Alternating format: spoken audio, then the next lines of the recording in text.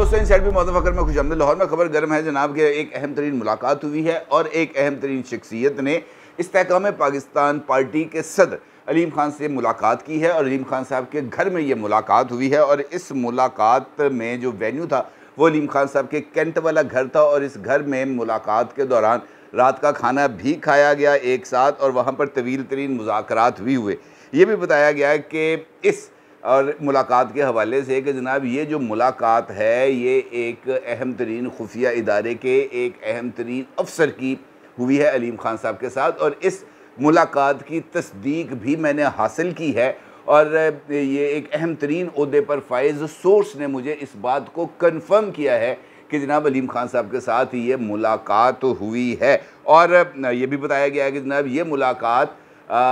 जो हुई है एक अहम तरीन इदारे के खुफिया इदारे के एक बहुत बड़े अफसर के साथ। इस इदारे का जो सदर मुकाम है वो राजशाही है और वहाँ से ये शख्सियत खसूसी तौर पर लाहौर तशरीफ़ लाए थे और यहाँ पर आकर इन्होंने मुलाकात की है। और मौजूदा हालात के तनाजुर में ये मुलाकात बहुत ही ज़्यादा इम्पोर्टेंस की हामिल है। कैसे? ये एक इम्पॉर्टेंट सवाल है। सवाल ये भी है कि इस मुलाकात की आखिरकार क्या ज़रूरत पेश आई थी और सवाल ये भी अहम है कि ये मुलाकात उस वक़्त हुई जब इस्तेहकाम पाकिस्तान पार्टी के सदर अलीम खान साहब की तरफ से 2 दिन पहले एक बयान सामने आया जिसके अंदर अलीम खान साहब ने इस बात का ज़िक्र किया कि जनाब इस्तेहकाम पाकिस्तान पार्टी अगला इलेक्शन हुक्मरान इत्तेहाद और PDM के ख़िलाफ़ लड़ेगी और जो बयानिया होगा वो महंगाई के ख़िलाफ़ होगा। और फिर महंगाई और IMF की डील के हवाले से भी अलीम खान साहब की तरफ से कुछ बयानात सामने आए। अब डिप्लोमेटिक सर्कल्स और पॉलिटिकल सर्कल्स दोनों में इस मुलाकात का जब चर्चा हुआ तो फिर यकीनी तौर पर एक कुरेद लग जाती है कि जनाब ये मुलाकात कब हुई, क्यों हुई, कैसे हुई और इस मुलाकात का जो नताइज हैं वो क्या है। तो अगर हमने इस मुलाकात का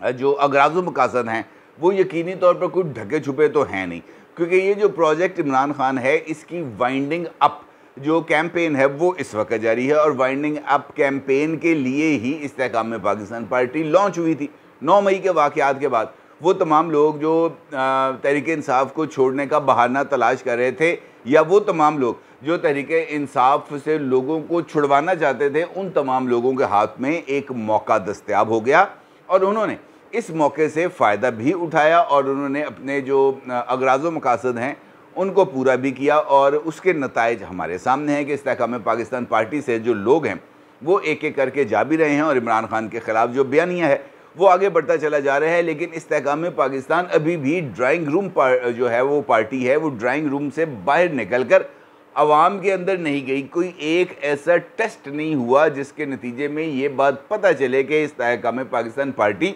जो इलेक्टेबल्स को लेके आई है क्या वो इलेक्टेबल्स किसी भी पब्लिक प्लेटफॉर्म के ऊपर इमरान खान साहब या नून लीग या पीपल्स पार्टी का मुकाबला कर सकती है। और ये एक बड़ा इंपॉर्टेंट टास्क था और अभी तक चूँकि इस टास्क के ऊपर अमल दरामद नहीं हो सका, वजह जो भी हो, क्योंकि इस्तेहकाम पाकिस्तान पार्टी बनने के बाद अलीम खान साहब अपने इलाज के लिए लंदन चले गए, फिर वो यहाँ पर वापस आए तो उनके ख़ास साथ एक नाखुशगवार वाक़या हो गया। उनके भाई साहब ने जो है वो ख़ुदकुशी कर ली और अभी तक वो इसी ट्रॉमा कंडीशन में है, वहाँ से बाहर निकल आए। लेकिन सियासत चूँकि एक बेरहम काम है और सियासत के अंदर गुंजाइश भी नहीं होती और किसी का इंतज़ार भी नहीं किया जाता, लिहाजा इंतज़ार किए बगैर पॉलिटिकल एक्टिविटीज़ ने आगे बढ़ना है। और इन्हीं पॉलिटिकल एक्टिविटीज़ के तहत जो इस्तेहकाम पाकिस्तान पार्टी के सरबराह से मुलाकात हुई। बताया जा रहा है कि इस शख्सियत जिसकी मुलाकात हुई है अलीम खान साहब के साथ, इस मुलाकात में ख़ास तौर पर जो खैबर पख्तूनख्वा की सिचुएशन है उसके ऊपर बहुत ही ज़्यादा गौर किया गया और अलीम खान साहब की तरफ से कुछ शिकवे शिकायतें की गई कि कहा गया कि परवेज़ खटक साहब के हवाले से कि ये बात कही जा रही थी कि परवेज़ खटक साहब इस्तेहकाम पाकिस्तान पार्टी ज्वाइन कर लेंगे, लेकिन ना ही उन्होंने इस बात का ऐलान किया कि उन्होंने तहरीक इंसाफ को छोड़ा और ना ही उन्होंने इस बात का ऐलान किया कि वो इस्तेहकाम पाकिस्तान पार्टी ज्वाइन कर रहे हैं। अलबत्ता इस तरह की खबरें मार्केट में चल रही हैं कि परवेज़ खटक साहब एक तो नई पार्टी बनाने के लिए कुछ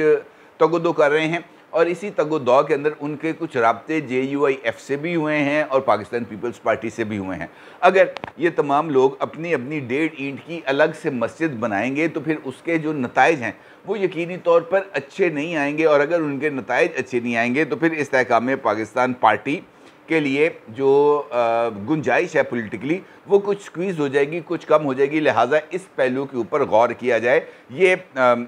जो है मुमकिन तौर पर इस हवाले से कुछ गुफ्तगू शुनीद हुई। इम्पॉर्टेंटली अगर आप देखा जाए तो मुस्लिम लीग नून का कुछ जो जिसे हम कह सकते हैं ना कंफर्ट लेवल, वो थोड़ा सा बेहतर हुआ है। और मुस्लिम लीग नून के बारे में जैसे जैसे ये राय अम्मा डेवलप हो रही है कि शहबाज शरीफ साहब और पाकिस्तान की इस्टेब्लिशमेंट दोनों के दरमियान सेम पेज डेवलप हो गया है, तो फिर उसके नतीजे के अंदर ये जो एक रिलेशनशिप है जैसे जैसे ये आगे बढ़ रहा है, उसने बाकी जो जमातें हैं उनके लिए कुछ तशवीश के पहलू उजागर किए हैं। इस्तेहकाम पाकिस्तान पार्टी भी ऐसे ही अमल का शिकार होती हुई नज़र आ रही है। और अलीम खान साहब की तरफ से जब ये ऐलान किया जाता है कि वो इलेक्शन लड़ेंगे जनाब मुस्लिम लीग नून के ख़िलाफ़, यानी हुक्मरान इत्तेहाद के ख़िलाफ़, और फिर वो इस बात का भी जो है वो तनकीद करते हैं मुस्लिम लीग नून की सरबराही के अंदर, ये जो इस वक्त कोलिशन गवर्नमेंट है, कि जनाब IMF के साथ डील हो गई, बड़ी अच्छी बात है, लेकिन इसका अवाम को क्या फ़ायदा होगा?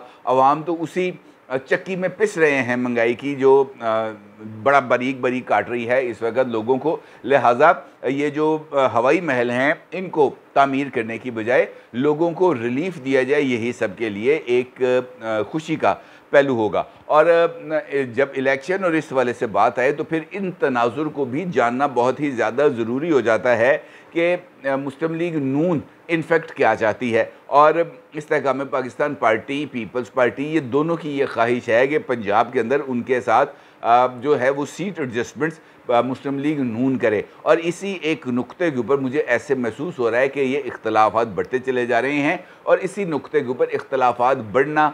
जो है वो इस मुलाकात के ऊपर आकर मुंतज हुआ। और बज़ाहिर जो इस तरह की इतलात आनी है, यकीनी तौर पर आप ये जानना चाहेंगे कि जनाब वो शख्सियत कौन है जिससे अलीम खान साहब की मुलाकात हुई। तो मैं इसके बारे में भी आपको कुछ इशारे ज़रूर दूंगा जिससे आपको अंदाज़ा हो जाए कि मुलाकात किसके साथ हुई। अलबत्ता सीट एडजस्टमेंट के पहलू के ऊपर जिक्र करना बहुत ही ज़्यादा ज़रूरी है। अब अगर हम सीट एडजस्टमेंट का पहलू देखें तो कुछ राब्ते हुए मुस्लिम लीग नून के, और मुस्लिम लीग नून के आला सतही राब्ते हुए पीपल्स पार्टी के साथ, जहाँ पर आसिफ अली जरदारी साहब और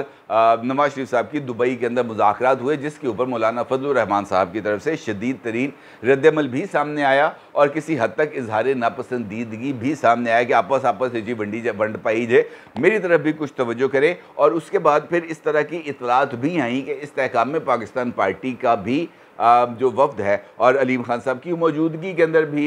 ओन चौधरी साहब गए थे लंदन, और वहाँ पर उनकी मुस्लिम लीग नून की लीडरशिप के साथ मुलाकातें भी हुई थी। फिर उसके बाद ये इतलात आ रही हैं कि इस्तेहकाम पाकिस्तान पार्टी ने नेशनल असम्बली की 35 नशिस्तों के ऊपर मुस्लिम लीग नून से सीट एडजस्टमेंट मांगी है, और मुस्लिम लीग नून ने 35 सीटों के ऊपर उनके साथ सीट एडजस्टमेंट्स करने से माजत की है। और उनसे ये कहा गया है कि सिर्फ 5 सीटों के ऊपर सीट एडजस्टमेंट्स हो सकती हैं, और इसके अलावा किसी जगह पर सीट एडजस्टमेंट नहीं होगी। लेकिन उन 5 में से भी एक नशिस्त ऐसी है जो मुस्लिम लीग नून अगर उसके ऊपर सीट एडजस्टमेंट करती है तो वो बहुत ही बड़ा एक मसला मुस्लिम लीग नून के अंदर भी डेवलप होगा, क्योंकि मुस्लिम लीग नून की तरफ से जिन 5 सीटों पर जो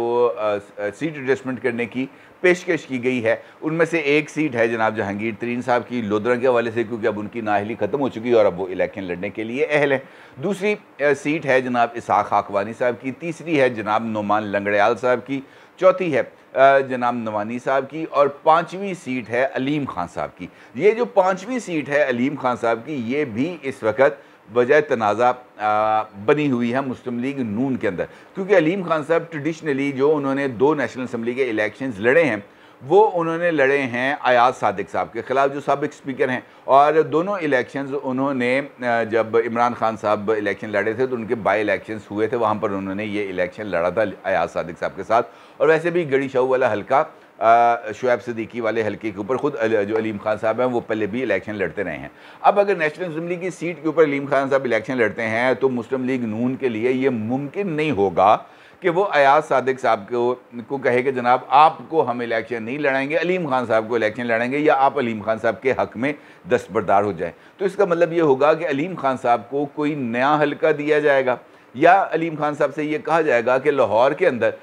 कोई भी सीट अगर खाली होगी नेशनल असम्बली की, तो उस सीट पर आपको बाई इलेक्शन लड़ाया जाएगा। तो फिर इसका ये मतलब होगा कि इस्तेहकाम पाकिस्तान पार्टी के जो प्रेसिडेंट साहब हैं वो जनरल इलेक्शन के अंदर हिस्सा नहीं लेंगे, और ये एक बहुत बड़ा सेटबैक हो सकता है। मुखालिफिन को मौका मिल सकता है कि वो इस नुक्ते को लेकर एतराज़ात करें। लिहाजा बहुत सारी चीज़ें ऐसी हैं जो इस वक्त ग्रे एरिया में भी पाई जाती हैं, और उसके ऊपर अभी तक कोई हतमी फ़ैसला नहीं हो पाया कि इस ऊँट ने किस करवट पे बैठना है। लिहाजा ये इस्टेब्लिशमेंट के साथ ये जो है अलीम खान साहब, इनकी जो कुर्बत है ये भी किसी से ढकी छुपी नहीं है, और ख़ुद इस बात का वो इतराफ़ करते रहे हैं कि जनरल बाजवा साहब अलीम खान साहब को चीफ़ मिनिस्टर पंजाब बनाना चाहते थे। 2 मरतबा जो हैं अलीम खान साहब, वो चीफ़ मिनिस्ट्री उनके पास से गुजर गई, और पहला जो इख्तलाफ इमरान खान साहब से डेवलप हुआ था जनरल बाजवा का, वो चीफ़ मिनिस्टर पंजाब की अपॉइंटमेंट के ऊपर हुआ था, क्योंकि इमरान खान साहब ने बुज़दार साहब को चीफ़ मिनिस्टर बना दिया था, और जो है जनरल बाजवा साहब वो इस बात के हक़ में नहीं थे। और बाद में भी जब ये तहरीक अदम एतमाद वाला रौला रप्पा पड़ रहा था, तो उस वक्त भी उस्मान बुज़दार साहब से इस्तीफ़ा लेने से पहले इमरान खान साहब ने जनरल बाजवा साहब को इस बात का इशारा दिया था कि वो अलीम खान साहब को चीफ़ मिनिस्टर बनाने के लिए तैयार हैं, और इसके ऊपर जनरल बाजवा ने अलीम खान साहब को जो है वो इस्लामाबाद बुलवा भी लिया था, और उनसे कहा था कि कल आपकी इमरान खान साहब से मुलाकात होगी और आप जनाब चीफ़ मिनिस्टर हो जाएंगे। लेकिन फिर उसके बाद रातों रात कुछ और डेवलपमेंट्स हुई, और उसके नतीजे में जनाब अलीम खान साहब से ये गाड़ी छूट गई। इसका मतलब ये है कि अलीम खान साहब ना सिर्फ नेशनल असम्बली का इलेक्शन लड़ेंगे, बल्कि वो प्रोविंशियल असम्बली का इलेक्शन भी लड़ेंगे, और जहांगीर तरीन साहब भी प्रोविंशियल असम्बली का इलेक्शन लड़ने जा रहे हैं। तो इसका मतलब यह है कि इस्तेहकाम पाकिस्तान पार्टी का जो टारगेट होगा मुमकिन तौर पर वो वज़ारत उज़्मा नहीं होगा, बल्कि वज़ारत आला होगा। और ये जो मुलाकात जिसका मैं आपके साथ ज़िक्र कर रहा हूँ, ये इसी मामलात को मेरा ख़्याल है कि ये किसी फ़ाइनल स्टेज पर लेके जाने की एक कोशिश है, क्योंकि राजशाही से खुफिया इदारे की जो अहम तरीन शख्सियत लाहौर आई थी, उस शख्सियत के हवाले से इमरान खान साहब को भी शदीद तरीन तहफ़्फ़ुज़ात हैं, और इमरान खान साहब उस शख्सियत को बहुत ही ज़्यादा नापसंद करते हैं, और एक डर्टी से नाम से उनको जो है वो पुकारते हैं, और वो उनके लिए जो